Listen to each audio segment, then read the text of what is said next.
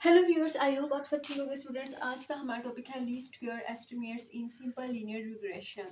इससे पहले जो मैंने आपको बताया था, मैंने सिंपल रिग्रेशन का आपको इंट्रोडक्शन दिया था और इसके अलावा मैंने आपको सिंपल लीनियर रिग्रेशन मॉडल के बारे में बताया था। अब हमारे पास है least square estimates in simple linear regression.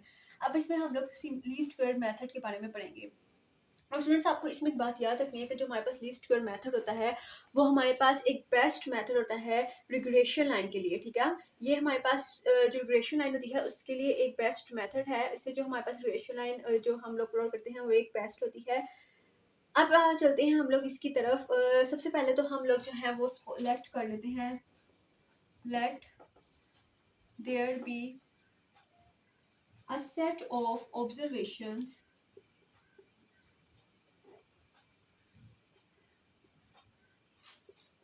X I Y आई।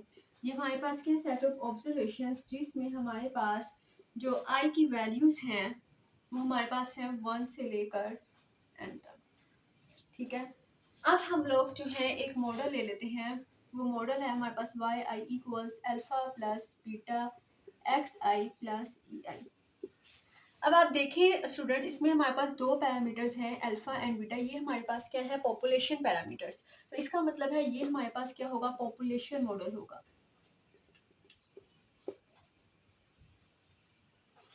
ठीक है, अब अगर मैं इसका सैंपल मॉडल ले लेती हूँ, यानी मैं इसके जो है आगे से एस्टिमेट्स ले लेती हूँ, तो मेरे पास मॉडल बन जाएगा Y I equals A plus B x I plus E आई। तो ये मेरे पास कौन सा मॉडल होगा, सैंपल मॉडल। अब इसमें हमारे पास ए और जो बी है वो हमारे पास क्या कहलाएंगे, A and B are estimates of alpha and beta. ठीक है, और इसके अंदर हमारे पास आपको एक टर्म नजर आ रही होगी ई आई। ये हमारे पास क्या कहलाएगी, रेजिडुअल। और इसको हम क्या कह सकते हैं, sum of square of error.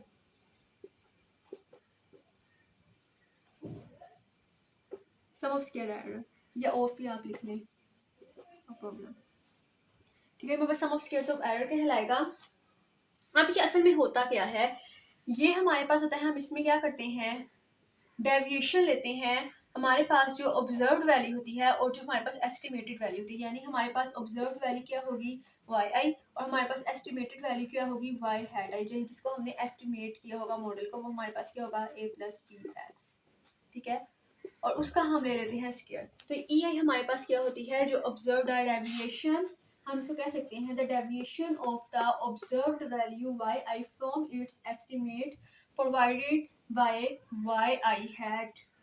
यानी ये हमारे पास वैल्यू होती है Y I hat equals A plus B X. हाँ स्टूडेंट्स, ये तो हो गया हमारे पास मॉडल। अब मैं आगे चलती हूँ कि अब हमारे पास जो लीस्ट स्क्वायर का जो प्रिंसिपल होता है वो क्या होता है। तो स्टूडेंट्स, अब मैं उसकी जो है वो प्रॉपर डेफिनेशन लिखती हूँ, फिर मैं आपको बताती हूँ।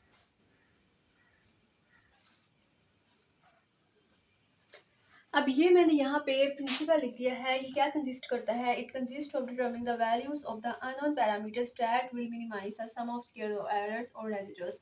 मैंने आपको बताया था कि रेसिडुअल्स को हम sum of squares of errors भी कहते हैं। अब कैसे हम लोगों को यहाँ पे क्या अननोन पैरामीटर्स की वैल्यू होती है, जब हम लोग रेसिडुअल्स को या सम ऑफ स्क्वायर्स ऑफ एरर्स को मिनिमाइज करते हैं तो उससे हम लोगों को जो है वो अननोन पैरामीटर्स जो है हमारे पास यहाँ पे ए एंड बी की वैल्यूज जो है वो फाइंड आउट हो जाती हैं। और ये हमारे पास क्या होता है, लीस्ट स्क्वायर प्रिंसिपल। यानी ये यहाँ से हम ये इसका बेसिक जो है वो प्रिंसिपल है, इसमें हम करते क्या हैं। अब मैं आगे आपको बताऊंगी कि किस तरह से हम लोग जो है वो लीस्ट स्क्वायर प्रिंसिपल के अकॉर्डिंगली किस तरह से ए एंड बी की जो वैल्यूज को मैं फाइंड आउट करूंगी, उसका जो पूरा प्रोसीजर है वो मैं आपको बताती हूँ। अगर आप चाहें तो आप इसको कॉपी कर सकते हैं, इसमें कोई इशू नहीं है। ये बहुत ही इंपॉर्टेंट, अगर आप चाहें तो इसको कॉपी कर लें। अब यहाँ पे सबसे पहले तो मैंने मॉडल लिख दिया। अब मैं यहाँ पे जो है sum of square of residuals दूंगी, क्योंकि मुझे ए और बी के जो वैल्यूज हैं हमको फाइंड आउट करना है। तो ये मेरे पास क्या होगा, सम ई आई स्क्वायर। अब मेरे पास ई आई क्या है, sum of square of residual है, और हमारे पास क्या कहलाता है, sum of square of error sorry and residual है। तो मैं यहाँ पे पुट कर दूंगी इसकी वैल्यूज। मेरे पास ये क्या होता है, ऑब्जर्व्ड वैल्यू एंड डिफरेंस लेते हैं उसका जो हमारे पास एस्टिमेटेड वैल्यू होती है, और हम क्या ले लेते हैं, स्क्वायर। अब मैं यहाँ पर एस्टिमेटेड मॉडल जो है वो पुट करूँगी। मेरे पास जो एस्टिमेटेड मॉडल है उसकी वैल्यू है a प्लस बी एक्स आई। अब मैं सिंपल इस वैल्यू को इस जगह पे पुट कर दूंगी, तो मेरे पास जो सम ऑफ स्क्वायर ऑफ रेजिडुअल्स आ जाएगा summation Y I minus A minus B x I square. Students आप देखिए मेरे पास ये एक जो है वो इक्वेशन आ गई है। अब मैंने आगे क्या करना है, इसको मिनिमाइज करना है। अगर मैं आपको अकॉर्डिंगली एक जो है वो डायग्राम प्लॉट करूँ, ठीक है, यहाँ पे मेरे पास क्या है x की वैल्यूज और यहाँ पे मेरे पास है y की वैल्यूज और ये मेरे पास क्या है ओरिजिन है, ठीक है। और यहाँ पे मेरे पास जो है ये एक लाइन फिट हो गई है और इसके इर्द गिर्द मेरे पास जो है वो ऑब्जर्वेशंस है और ये मेरे पास कौन सा मॉडल है y हैट इक्वल्स, यानी जो मेरे पास मैंने एस्टिमेट जो मॉडल है यहाँ पे प्लॉट किया हुआ है वो है यहाँ पे। और ये सब के सब जो मेरे पास वैल्यूज आ रही हैं ये मेरे पास ऑब्जर्व वैल्यूज हैं, y1 है y2 है, ठीक है। इस तरह से मेरे पास ये सारी की सारी वैल्यूज हैं। अगर आप देखें कि जहाँ तक हमारे पास, अगर हम यहाँ पे देखते हैं this area and this area, तो ये वाला जो एरिया है वो हमारे पास क्या है, जो हमने मॉडल को एस्टिमेट किया होता है, यानी हमारे पास ये जो हिस्सा होता है वो यहाँ पे होता है a प्लस बी एक्स आई, ठीक है। अब अगर आप देखें इसकी ऊपर वाली साइड पे, तो ये वाली जो साइड हमारे पास कहलाती है वो हमारे पास ई आई होता है एरर, जो क्या होता है ऑब्जर्व्ड वैल्यू में से हमने एस्टिमेटेड मॉडल को जो हमने उसको सब्ट्रैक्ट जो हम लोगों ने किया होता है, ठीक है, उसका डिफरेंस लिया होता है। और ये यहाँ तक हम ये वैल्यू जो हमारे पास क्या होगी एक्स आई की वैल्यू होती है और ये रिलेशनशिप है उनके दरमियान, तो हमारे पास वाई आई की वैल्यू होती है। तो मैंने आपको जो डायग्राम है उसके जरिए भी आपको समझा दिया है ये। अब हम लोगों ने क्या करना है, इसको मिनिमाइज करना है, तो मैं क्या करूँगी, मैं पार्शियल डेरिवेटिव ले लूँगी, क्योंकि यहाँ पर जो है मेरे पास दो तरह के वेरिएबल्स इंक्लूड हैं, तो मैं एक की निस्बत जो एक के अकॉर्डिंगली उसको डेरिवेट कर लूँगी। तो मेरे पास ये क्या हो जाएगा, अगर मैं इसको मिनिमाइजिंग कर रही हूँ, मिनिमाइजिंग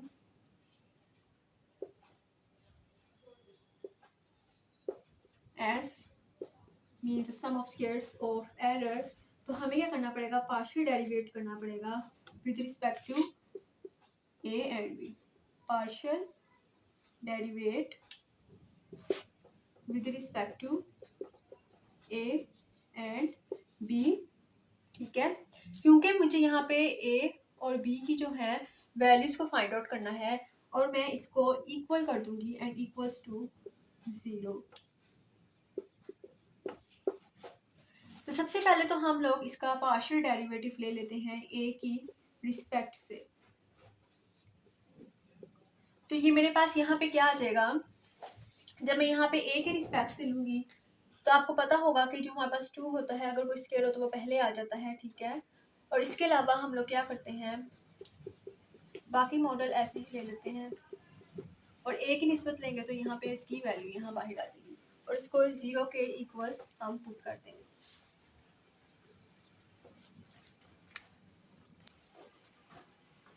अब इसके बाद हम लोगों ने इसको जो है वो 0 के इक्वल्स पुट कर दिया। अब मैंने जो नेक्स्ट डेरिवेटिव लेना है वो मैंने बी के रिस्पेक्ट से लेना है, तो यहाँ आ जाएगा पार्शियल डेरिवेटिव और उसको इक्वल्स मैंने करना है। अब मेरे पास जो इसका मैं बी के रिस्पेक्ट लूँगी तो मेरे पास स्क्वायर पहले ही आ जाएगा और बाकी मैं होल जो है फंक्शन ऐसे ही लिख दूँगी और जब मैं इसका यहाँ से करूँगी तो मेरे पास क्या आ जाएगा माइनस एक्स आई इक्वल्स 0।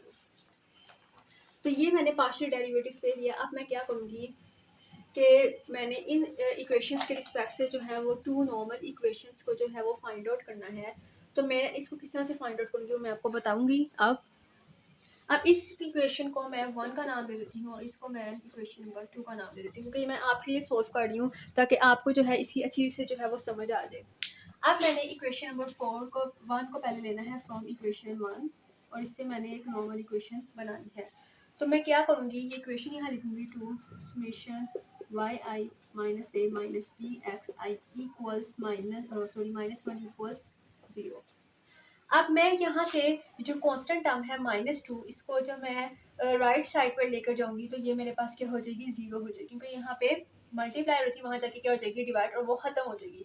तो मेरे पास जो बाकी का फंक्शन रह जाएगा वो रह जाएगा summation Y I minus A minus B x I equals 0। अब मैं क्या करूँगी, इस समेशन को अंदर ब्रैकेट्स के अंदर जो है अप्लाई कर दूंगी, तो पता चलेगा समेशन वाई आई माइनस, जब समेशन कांस्टेंट के साथ मल्टीप्लाई होता है तो क्या बन जाता है, ए minus B summation X I equals 0।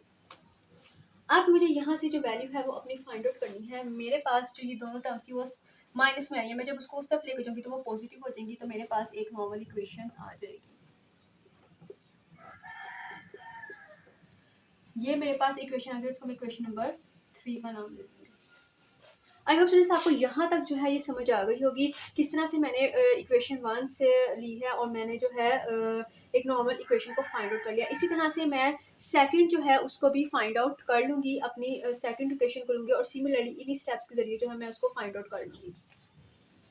Students मुझे उसको रेस करना पड़ा स्टेप्स क्योंकि मेरे पास इतनी स्पेस नहीं थी, तो अब मैं इक्वेशन नंबर 2 को जो है वो सॉल्व करने लगी। ये मैं आपके लिए कर रही हूँ, अगर किसी को समझ नहीं आती स्टेप से किस तरह से वैल्यूज को फाइंड किया जाता है, तो ये मैं सिर्फ आपके लिए कर रही हूँ।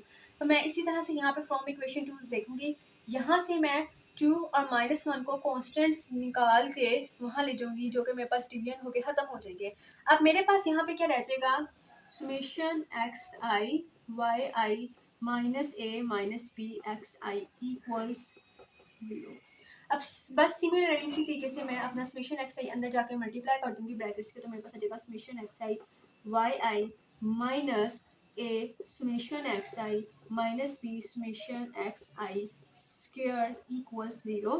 और मेरे पास ये दोनों वैल्यूज जो नेगेटिव थी माइनस में थी, मैं उनको उस तरफ ले जाऊंगी वो पॉजिटिव हो जाएंगी, तो मेरे पास फाइनल आ जाएगी summation X I Y I equals a summation X I plus B summation X I square equals 0। ये इक्वेशन नंबर मेरे पास क्या हो जाएगी, सॉरी ये 3 थी और ये हमारे पास क्या हो जाएगी 4। तो मैंने 2 नॉर्मल इक्वेशंस जो है वो यहाँ पे फाइंड आउट कर ली हैं। आई होप स्टूडेंट्स आपको ये नजर आ रहा होगा यहाँ नीचे से summation Y I equals N A plus B summation X I, और जो हमारे पास जो सेकंड नॉर्मल इक्वेशन है वो आ रही है summation X I Y I equals a summation X I plus B summation X I square equals 0। Students ये मैंने दोनों जो है नॉर्मल इक्वेशंस को जो है वो फाइंड आउट कर ली है। अब मैंने यहाँ से जो है अपने ए एंड बी की वैल्यूज को जो है वो फाइंड आउट करना है। स्टूडेंट्स मैं जो है ऊपर से बोर्ड को रेस करूँगी यहाँ तक, ताकि मेरे पास क्योंकि स्पेस नहीं है तो मुझे इसको रेस करना पड़ेगा। आप चाहें तो इसको पहले से ही इसको कॉपी कर लें।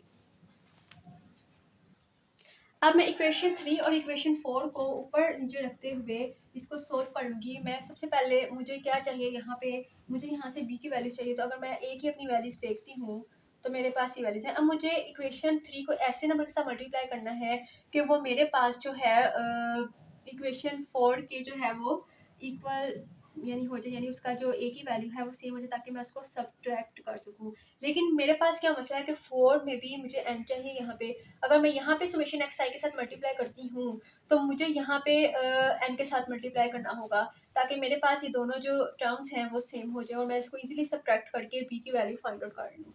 तो मैं यहाँ सिंपल क्या करूँगी, मल्टीप्लाइंग करूँगी, multiplying equation 3 by summation X I and equation 4 by N.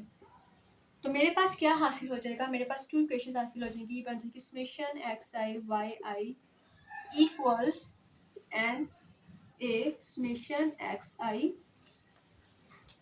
Plus B summation X I whole square. और जो सेकंड थी वो जब मैं एन के साथ होंगी तो मेरे पास आ जाएगी N summation X I Y I equals, अब नेक्स्ट मेरे पास क्या आ जाएगी N A summation X I plus ये मेरे पास क्या बन जाएगी इक्वेशन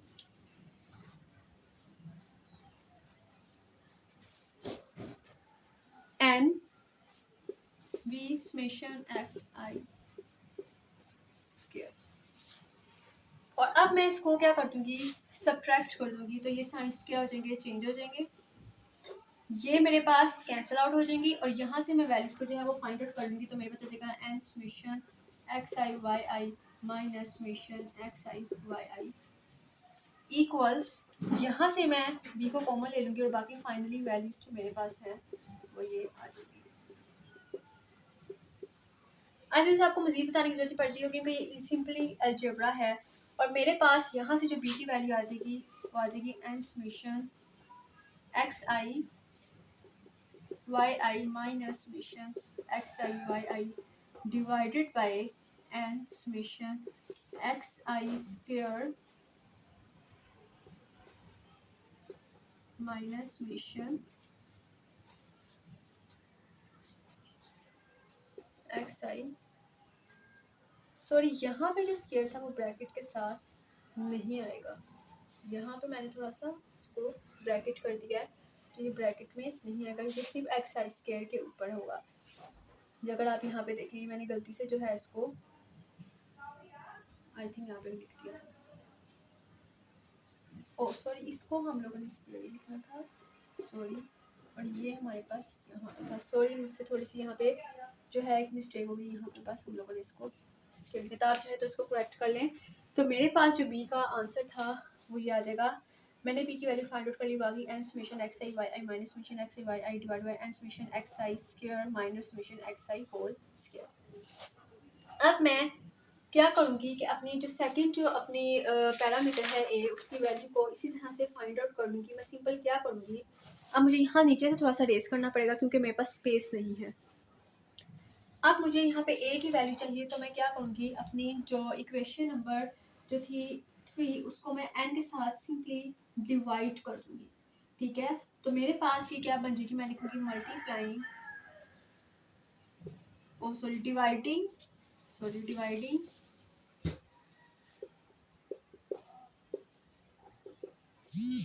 इक्वेशन 3 बाय n, और फिर हमारे पास क्या हासिल हो जाएगा, आ जाएगा summation y divided by n equals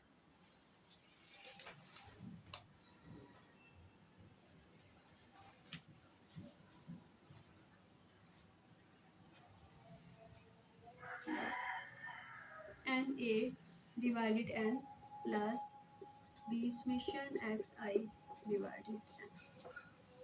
तो यहाँ पे मेरे पास ये n की टर्म्स कट जाएंगी, ये मेरे पास क्या बन जाएगा y bar equals a plus b x बार। अब अगर मैं यहाँ से a की वैल्यू को फाइंड आउट करती हूँ तो मेरे पास आ जाएगी y बार माइनस b x बार। तो स्टूडेंट्स मैंने a एंड जो b पैरामीटर्स थे उनकी वैल्यूज को by using least square method उसको फाइंड आउट कर लिया। आई होप स्टूडेंट्स आपको ये समझ आया होगा कि किस तरह से मैंने लीस्ट स्क्वायर एस्टिमेट्स जो हैं वो फाइंड आउट किए हैं। तो स्टूडेंट्स ये था हमारा लीस्ट स्क्वायर एस्टिमेट्स। अब मैं आपको इसमें एक और चीज़ बताना चाहती हूँ कि अगर हमारे पास जो है वो सिंगल रैंडम वेरिएबल हो तो उसमें जो हम लोग इसमें जो सिंगल रिग्रेशन लाइन जो है वो यूज़ होगी, या तो वो डिपेंडेंट वेरिएबल को वैल्यू को एस्टिमेट करेगी या वो इंडिपेंडेंट वेरिएबल की वैल्यू को एस्टिमेट करेगी। ये बात आपको याद है। अगर हमारे पास सिंगल जो है वो रैंडम वेरिएबल होगा, अगर हमारे पास सिंगल रैंडम वेरिएबल होगा तो क्या होगा कि जो हमारे पास रिग्रेशन लाइन होगी या तो वो डिपेंडेंट वेरिएबल की वैल्यू को एस्टिमेट करेगी या इंडिपेंडेंट वेरिएबल को एस्टिमेट करेगी। लेकिन अगर हमारे पास दो रिग्रेशन लाइंस अगर हमारे पास हो तो उसमें हमारे पास दो तरह के जो हैं वो रिग्रेशन कोफिशिएंट्स आएंगे, या तो वो बी वाई एक्स होगा या वो बी एक्स वाई होगा। ये हमारे पास क्या होंगे, रिग्रेशन कोफिशिएंट्स।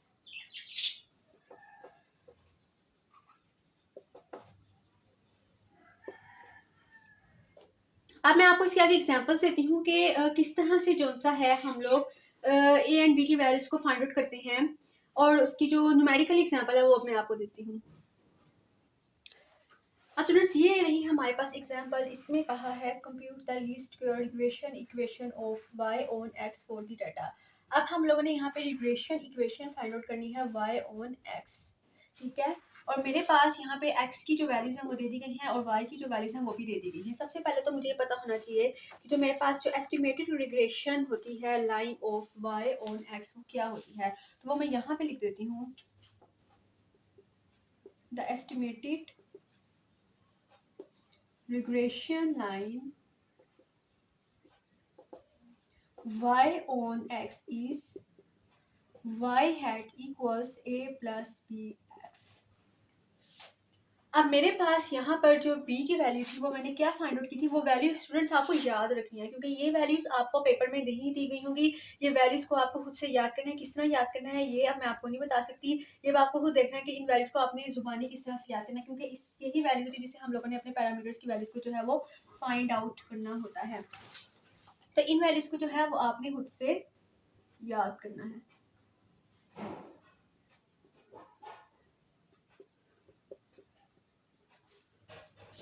तो ये वैल्यू जो है मैंने b की लिख दी है और इसके बाद मैं a की वैल्यू लिखूंगी जो मेरे पास थी y बार माइनस बी एक्स बार। मैंने a की वैल्यू को बाद में इसलिए लिखा क्योंकि अगर मेरे पास b की वैल्यू होगी तो मेरे पास a की वैल्यू फाइंड आउट होगी, इसलिए मैंने b की वैल्यू को जो है पहले लिखा और उसको आपने पहले ही फाइंड आउट करना है। अब मेरे पास ये डाटा दे दिया गया है। अब अगर आप देखें इसके अंदर तो हमारे पास y बार है और x बार है, इसका मतलब क्या मीन्स है, तो इसका मतलब है हम लोग को y बार की वैल्यू भी फाइंड आउट करनी पड़ेगी पहले, ठीक है, और x बार की भी वैल्यू भी फाइंड आउट करनी पड़ेगी। तो सबसे पहले तो हम लोग जो है इनके जो समेशंस हैं वो ले लेते हैं, यानी टोटल फाइंड आउट कर लेते हैं। अगर मैं x का टोटल फाइंड आउट करती हूँ तो मेरे पास जो आंसर आया है वो आया है 102, और अगर मैं y का टोटल फाइंड आउट करूँ तो मेरे पास आंसर आता है 302। तो अब सिंपली मैं समेशन y की वैल्यू पुट करूंगी जो मेरे पास है 302, और एंड मेरे पास है नंबर ऑफ वैल्यूज। अगर मैं नंबर ऑफ ऑब्जर्वेशन को काउंट करूँ 1 2 3 4 5 6 7 8 9, तो मेरे पास 9 ऑब्जर्वेशन है और मैं इसको डिवाइड कर दूंगी 9 से, और मेरे पास जो आंसर आएगा वो आ जाएगा 33.56। आप मेरे साथ इसको कैलकुलेट कीजिए, आपको पता चलेगा कि क्या आंसर आ रहे हैं। अगर कोई गलती हो तो आप मुझे जरूर कमेंट बॉक्स में कीजिएगा कि कहीं, लेकिन मैं कोशिश करूंगी कोई गलती ना हो कैलकुलेशन में। अब यहाँ पे समेशन x है, उसकी जो आंसर आ रहा है वो आया है 102 एंड डिवाइड बाई 9, और उसको जब मैं कैलकुलेट करके जो मैं आंसर निकालूंगी वो आएगा मेरे पास 11.33। अब मैंने एक्स वाई बार और एक्स बार की वैल्यूज तो फाइंड आउट करनी, लेकिन सबसे पहले तो मुझे बी की वैल्यू फाइंड आउट करनी जरूरी है। अब इसमें अगर आप देखें तो मेरे पास समेशन एक्स वाई होना जरूरी है, समेशन एक्स की वैल्यू होनी जरूरी है, समेशन वाई और समेशन एक्स, यानी इट मींस मुझे यहाँ पर एक एक्स वाई का कॉलम और एक्स स्केयर का जो एक्स्ट्रा जो कॉलम्स हैं वो मुझे ऐड करने हैं यहाँ पर। तो मुझे सबसे पहले अगर एक्स वाई की वैल्यूज को मैं फाइंड आउट करूँ, एक्स और वाई को मल्टीप्लाई करूँ, तो मेरे पास ये 5 और 16 करने से क्या आ जाएगा 80। सिमिलरली मैं अपनी सारी वैल्यूज को जो है वो फाइंड आउट कर लेती हूँ। ये मैंने अपनी एक्स वाई की वैल्यूज को फाइंड आउट कर लिया। अब मैं अपनी एक्स स्क्वायर की वैल्यूज को फाइंड करूंगी। मैं सिंपली जो अपनी एक्स वाली होगी उसका स्क्वायर ले लूंगी, तो मेरे पास जो आंसर आ जाएंगे, जैसे 5 का करने से स्क्वायर लेने से 25 होगा, ऐसे मैं बाकी वैल्यूज को भी फाइंड आउट कर लेती हूँ। मैंने अपने जो है वैल्यूज फाइंड आउट कर लिया, मैंने इनके जो समेशन है वो भी फाइंड आउट कर लिया। मैं जस्ट इसके अंदर पुट करूंगी और मेरे पास जो बी का आंसर आएगा वो भी आप खुद भी कैलकुलेट करके लीजिएगा। मेरे पास जो बी की वैल्यू का आंसर आएगा वो आएगा 2.831, ठीक है। और उसके बाद मैं जब इसके अंदर अपनी वैल्यूज पुट करूंगी तो मेरे पास जो ए का आंसर आएगा वो आएगा 1.47। इस तरह से जो मेरे पास एस्टिमेटेड जो होगी डिजायर्ड एस्टिमेटेड डिविएशन लाइन, वो मेरे पास क्या आ जाएगी, Y hat equals 1.47 plus 2.831 X. तो ये मैंने अपनी जो एस्टिमेटेड इक्वेशन थी उसके पैरामीटर्स की जो वैल्यूज हैं वो मैंने फाइंड आउट कर ली हैं। अब इसमें क्या होगा कि अगर मैं इसके अंदर एक्स की कोई भी वैल्यू पुट करती हूँ तो मेरे पास जो ए की वैल्यू सॉरी बी की वैल्यू है वो क्या होती जाएगी, इंक्रीज होती जाएगी। अगर मैं एक्स के अंदर अपनी वैल्यूज पुट करती जाऊँ कुछ भी 2 3 4 5 6 7 8 समथिंग, तो ये मेरे पास क्या होगा कि मेरे पास जो यहाँ पे बी की वैल्यू होगी वो भी automatically with the increasing X the value B is also increases. तो ये स्टूडेंट्स मैंने जो है आपको एग्जांपल्स जो है इसकी सॉफ्टवेयर दिखाई है, और ये मेरे पास जो इक्वेशन थी वो y ऑन एक्स थी। आई होप स्टूडेंट्स आपको इसकी अच्छी तरह समझ आ गई होगी। अगर आपको इसमें किसी भी स्टेप कॉन्सेप्ट क्लियर नहीं हुआ तो आप कमेंट बॉक्स में कमेंट कर सकते हैं। इसके बाद स्टूडेंट्स मैं आपको इसकी जो है वो प्रॉपर्टीज बता देती हूँ जो कि आपको याद रखनी बेहद ज़रूरी है, तो वो भी आप देख लीजिए। स्टूडेंट्स ये हमारे पास जो है लीस्ट रिग्रेशन लाइन की 4 प्रॉपर्टीज हैं जो कोई आपको याद रखनी है। The first one is the least regression line always goes through the points X bar Y bar, ठीक है। लीस्ट रिग्रेशन लाइन हमेशा मीन्स से जो है वो जो है गुजरती है। मीन्स ये हमारे पास क्या है, मीन्स, ठीक है। और नेक्स्ट प्रॉपर्टी क्या है, the sum of deviations of the observed value of y I from the least regression line is always zero. Means हमारे पास sum of square of deviations, sum of deviations किस तरह से होंगे, वाई आई minus y hat square equals zero. जो next हमारे पास है वो होगी the sum of the squares of deviations of the observed value from the least regression line is minimum. Means हमारे पास जो समेशन वाई आई माइनस वाई हैट स्क्वायर होगी वो हमारे पास क्या होगी, मिनिमम। एज यूजुअल मैं आपको पहले बता चुकी हूँ। And the least correlation line obtained from a random sample is the line of best fit. ये भी मैं आपको बता चुकी थी कि जो हम लोग लीस्ट कर से फाइंड करते हैं वो हमारे पास होती है बेस्ट फिट होती है। तो स्टूडेंट्स ये रहा आज का टॉपिक जिसमें मैंने आपको लीस्ट स्क्वायर का जो मेथड है वो पूरा बताया है, उसका प्रिंसिपल बताया है और उसकी कुछ डेविएशंस जो हैं वो मैंने आपको करके दिखाई हैं। आई होप स्टूडेंट्स आपको ये समझ आ गई होगा, उसकी एग्जाम्पल दी है। स्टूडेंट्स मेरी वीडियो को लाइक ज़रूर कीजिएगा और मेरे चैनल को सब्सक्राइब करना मत भूलिएगा ताकि आपको मेरी आगे आने वाली वीडियोज़ की नोटिफिकेशंस मिलती रहें। And thank you so much for watching my video. Good bye.